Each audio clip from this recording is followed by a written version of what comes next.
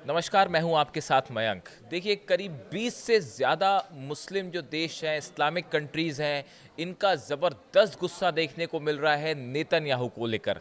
Netanyahu का हाल ही में एक ऐसा बयान सामने आया है जिसको लेके पूरे मुस्लिम वर्ल्ड में ज़बरदस्त गुस्सा देखा जा रहा है और सबने जो है बड़ी तीखी प्रतिक्रिया दी है नेतन्याहू के इस बयान को लेकर। अब नेतन्याहू ने ऐसा क्या कह दिया जिसको लेकर ईरान समेत जितने मुस्लिम कंट्रीज़ हैं, सब जो है वो नेतन्याहू पे भड़के हुए हैं। देखिए, हाल ही में नेतन्याहू जो है वो एक इंटरव्यू दे रहे थे, जैसा बताया जा रहा है। और इस इंटरव्यू के दौरान उन्होंने ग्रेटर इजराइल की एक परिभाषा बताई, डेफिनेशन बताई। उन्होंने कहा कि कई यहूदी जो विद्वान हैं वो ये कहते हैं कि जो ग्रेटर इजराइल है, इसमें सीरिया को भी शामिल कर लेना चाहिए, इसमें जॉर्डन को भी शामिल कर लेना चाहिए, इराक को भी शामिल कर देना चाहिए, अरब और मिस्र को भी शामिल कर देना चाहिए।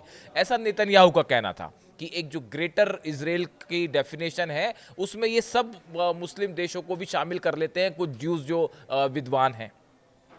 फिर उन्होंने दूसरी बात ये कही कि 1967 का 1967 का जो 6 दिन का युद्ध हुआ था, उसमें इसराइल ने जो है गाजा, सिनाई, गोलन हाइट्स और पूर्वी यरूशलेम और वेस्ट बैंक के इलाके में जो इसराइल का कब्जा हुआ था, इन सबको भी जो है ग्रेटर इसराइल में शामिल कर लेना चाहिए।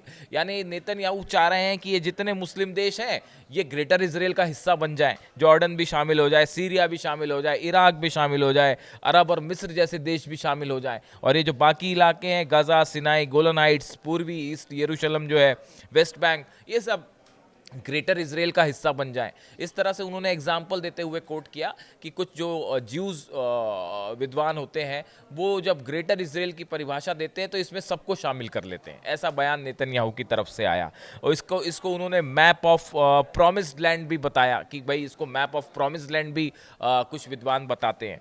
अब नेतन्याहू ने जैसे ही ये बयान दिया उसके बाद जितने मुस्लिम देश हैं सबका ज़बरदस्त गुस्सा देखने को मिला और हर देश ने जो है नेतन्याहू के इस बयान की तीखी आलोचना करी। हमको आपको बताते हैं कुछ प्रतिक्रियाएं जो आई हैं उसमें क्या कहा गया। देखिए, जॉर्डन ने कहा कि नेतन्याहू का यह बयान बेहद खतरनाक और उकसाने वाला है। जॉर्डन के विदेश मंत्रालय की तरफ से बयान आया कि नेतन्याहू ये जो कह रहे हैं कि ये ग्रेटर इसराइल की जो बात कर रहे हैं, इनका ये बयान खतरनाक है और बेहद उकसाने वाला है, इसकी निंदा होनी चाहिए। देखिए, इसी तरह जो है वो जॉर्डन के बाद जो है मिस्र की तरफ से कहा गया, उसके मिस्र के विदेश मंत्रालय ने कहा कि भाई इसराइल को इस नेतन्याहू के इस बयान पर सफाई देनी चाहिए।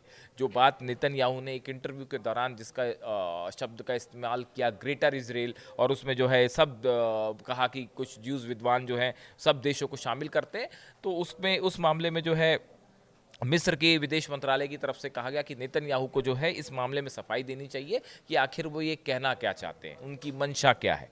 इसी तरह से कतर का भी बयान आया है। कतर ने कहा है कि नेतन्याहू का बयान जो है बेहद अहंकार भरा है, घमंड से भरा हुआ बयान है। वो इजराइल की विस्तारवादी नीति को कहाँ तक ले जाना चाहते हैं। तो कतर ने भी जो है वो तीखी आलोचना करी है नेतन्याहू के इस बयान की। देखिए, बहुत सारे जो मुस्लिम देश हैं, इस्लामिक कंट्रीज़ हैं, उन्होंने नेतन्याहू के इस जिस बयान को लेकर जो आलोचना की है वो ये कहा है कि ये पूरे इलाके में एक अशांति और अस्थिरता, इनस्टेबिलिटी जो है वो पैदा करने वाला बयान है नेतन्याहू का। देखिए, अब हाल ही में गज़ा को लेकर जो प्रस्ताव पास किया इसराइल ने कि पूरे गज़ा में जो है वो इजरायली फोर्सेस अंदर घुस जाएंगी और पूरे फ़िलिस्तीनियों को वहाँ से हटा दिया जाएगा, इस तरह का प्रस्ताव पास हुआ और बताया जा रहा है कि जल्दी हो सकता है ये ऑपरेशन लॉन्च भी होए। पुतिन और ट्रंप की मुलाकात का शायद इंतज़ार हो रहा था, ऐसा बताया जा रहा है। अब अगर इस तरह का कोई ऑपरेशन अगर नेतन्याहू करते हैं तो सबसे पहले तो ईरान की तरफ से आपत्ति जताई गई है और ये बात साफ की गई है कि अगर इसराइल ने ऐसा कोई ऑपरेशन किया गजा में तो इसके गंभीर परिणाम जो है वो इसराइल को भुगतने पड़ेंगे। ये साफ चेतावनी ईरान की तरफ से दी गई है। उसके अलावा कई मुस्लिम कंट्रीज़ हैं जिनका हमने सब ने नाम लिया, सीरिया, जॉर्डन, इराक, सऊदी, मिस्र, ये सब वो देश हैं जो गजा में इसराइल के इस ऑपरेशन का विरोध कर रहे हैं। देखिए लगातार गजा में जिस तरह से नरसंहार हो रहा है, अभी पिछले हमले में 100 से ज़्यादा फ़िलिस्तीनी नागरिक जो है वो मारे गए। इसमें बहुत से लोग ऐसे हैं, फिर बहुत से क्या बल्कि सारे लोग ऐसे हैं जो वहाँ के आम लोग हैं, आम सिटीज़न हैं, जिनका हमास से कोई लेना देना नहीं है, लेकिन वो भी इसराइल के हमलों का शिकार हो रहे हैं। इन हालात में गजा को लेकर जो प्लान नेतन्याहू ने तैयार कर रखा है, या शायद अमेरिका के साथ चर्चा के बाद ये प्लान तैयार हुआ है, अब इसको लेकर खासकर पुतिन और ट्रंप की जो मीटिंग थी ये फेल हो गई है।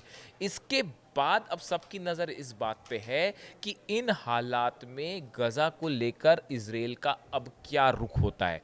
देखिए 20 से ज़्यादा बंधक अभी भी जिंदा बताए जाते हैं जो हमास के पास हैं। कई जो है उनकी मौत हो चुकी है। अब इन बंधकों का क्या होगा? इजराइल इन्हें छोड़ा तो नहीं पाया, इनकी लोकेशन भी पता नहीं चल पाई। काफ़ी सारे ऑपरेशन हुए, ग्राउंड ऑपरेशंस भी चले, उसमें भी इजराइल को काफ़ी नुकसान हुआ। देखिए गजा में तो जो तबाही मचानी थी वो मचा दी इजराइल ने, लेकिन जो मकसद था बंधकों को छुड़ाने का वो अभी भी कामयाब नहीं हो पाया। अब इन हालात में गजा को लेकर इजराइल का अगला कदम क्या होगा, इस पर सबकी नज़र है। क्या जिस तरह के ऑपरेशन की बात नेतन्याहू कर रहे हैं, क्या वो ऑपरेशन शुरू होगा इजराइल में, और इसको लेकर ईरान की तरफ से क्या प्रतिक्रिया होगी, लेबनान खासकर हिजबुल्लाह की तरफ से क्या प्रतिक्रिया देखने को मिलेगी, और हुतीस की तरफ से क्या रिएक्शन आएगा, इस पर सबकी नज़रें बनी हुई है। अब इन हालात में देखिए जब ये नेतन्याहू ग्रेटर इजराइल वाली जो बात कर रहे हैं कि ज्यूज विद्वान कहते हैं कि ये सब कंट्रीज़ को ग्रेटर इजराइल का हिस्सा होना चाहिए, तो जितने मुस्लिम कंट्रीज़ हैं उनका कहना है कि ये जो बात नेतन्याहू कर रहे हैं ये असल में इनकी मंशा यही है, यही इनकी विस्तारवादी नीति है, दूसरे देश की ज़मीन को कब्जा करना, उसको हड़पना। ऐसे कई आरोप जो हैं वो मुस्लिम देशों की तरफ से लग रहे हैं, जिन्होंने नेतन्याहू को इस पूरे बयान को लेकर घेरना शुरू कर दिया है। अब देखिए एक बड़ा गुस्सा जो है वो मुस्लिम कंट्रीज़ में दिखाई दे रहा है नेतन्याहू को लेकर।